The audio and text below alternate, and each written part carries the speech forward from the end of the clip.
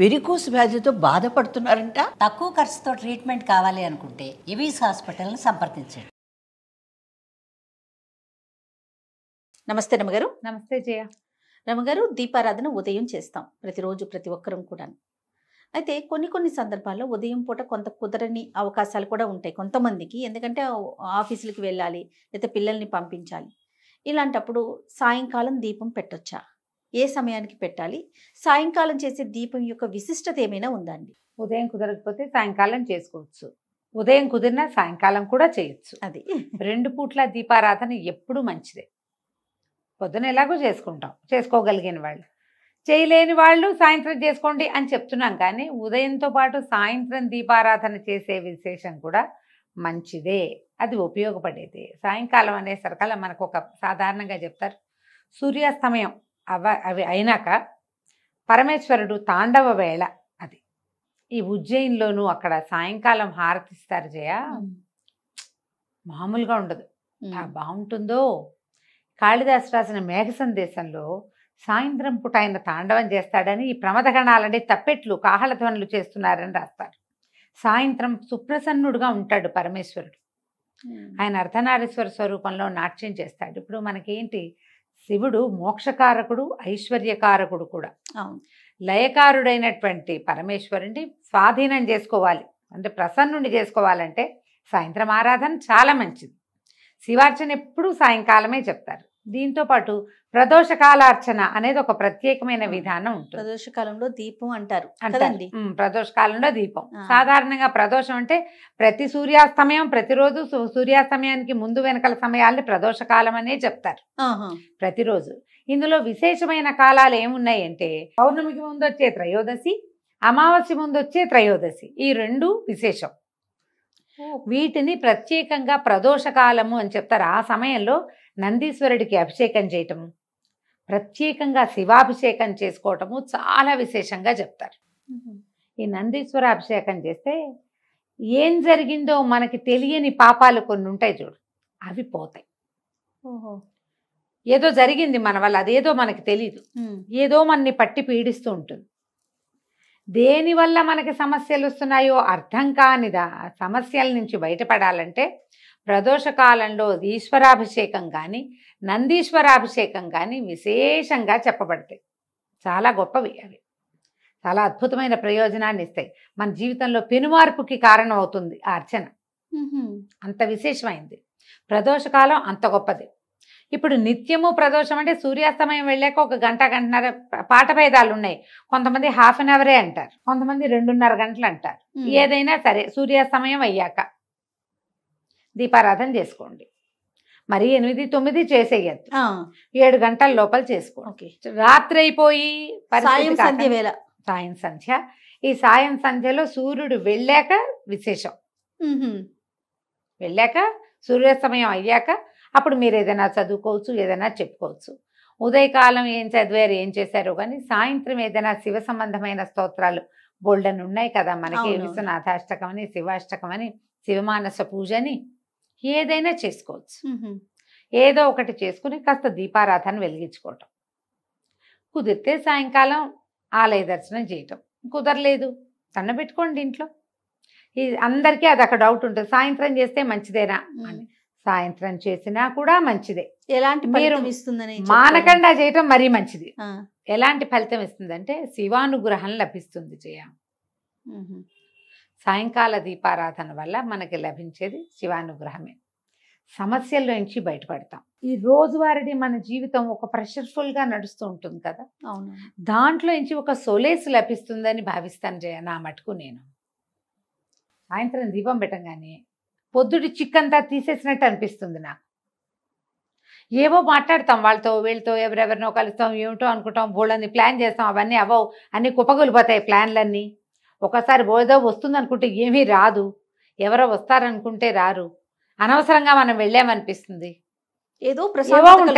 ఏవో ఉంటాయి. ఇవన్నిటికీ ఆ దీపం పెట్టి కాస్త అగరత్తు వెలిగించి, ఒకట పంచాపచారాలు సాయంకాలం పెద్ద పువ్వులు గివ్వులు పెట్టరు ఎవరు, పొద్దున్న చేయని వాళ్ళు పెట్టుకుంటారనుకో. ఆ ధూపం కాస్త ఇంట్లో అట్లా చూపించామంటే హాయిగా ఉందిరా, ప్రశాంతంగా ఉంది, ఈ పూట చిక్కు వదిలిపోయింది అనిపిస్తుంది. అది ఫీల్ అవ్వాలి. నా జీవితంలో ఏం మార్పు లేదండి అంటుంటారు కొంతమంది, వింటారు నాకు చెప్తుంటారు. మీరు చెప్పారు కదా 11 days నేను రోజు దీపం పెట్టాను, నా జీవితంలో ఏం మార్పు లేదండి. దీపం పెట్టడమే మార్పు.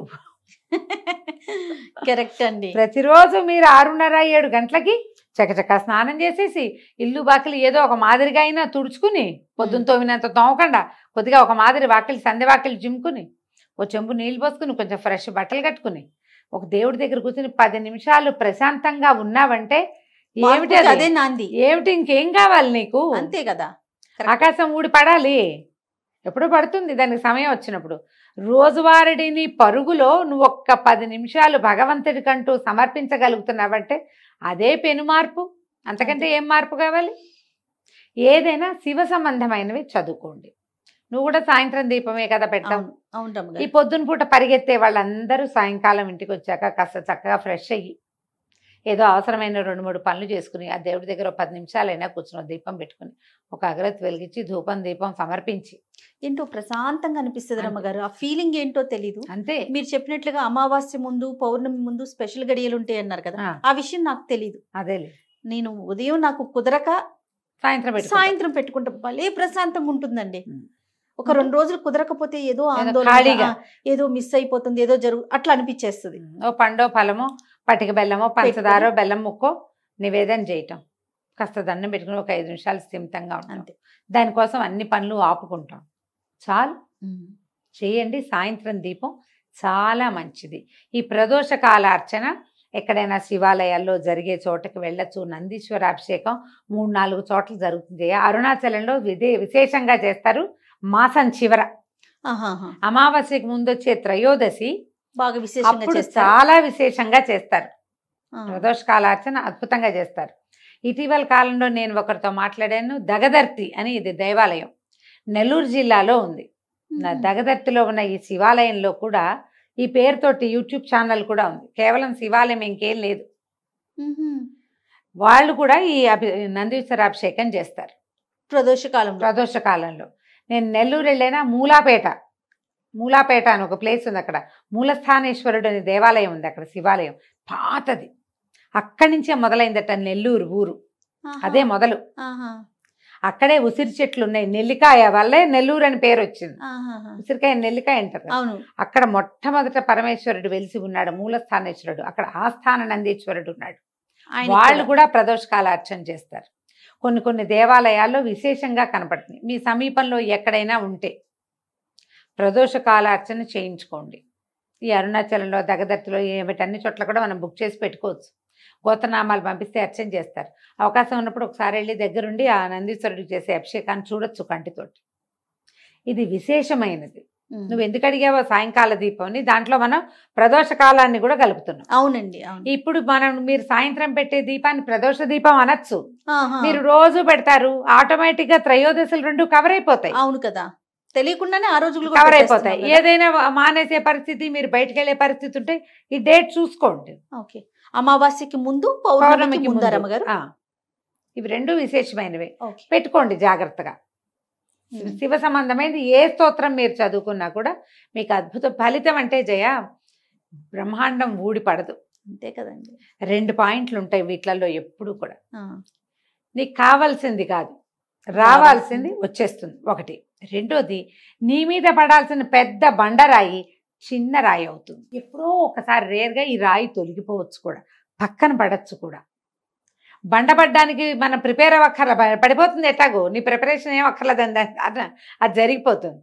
ఆ జరగాల్సిన భయంకరమైన పరిస్థితుల్లోంచి నువ్వు ఒక మాదిరి స్థితిలోకి మారగలుగుతావు ఈ అర్చనలు వాటి వల్ల.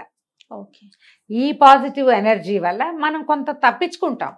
అదే కదా మనకు కావాల్సింది, అదే కదండి కదా, ఇది చాలు కదా మరి. కాబట్టి ఈ రకంగా ముందుకెళ్ళండి. చాలా సంతోషం రమ్మగారు. నమస్తే. నమస్తే జయ.